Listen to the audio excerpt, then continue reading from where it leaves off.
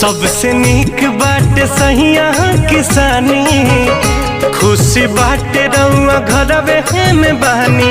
मुहारो कमैला के ए जी बहरा में गईला के, मुहारो कमैला के अब बहरा में गईला के।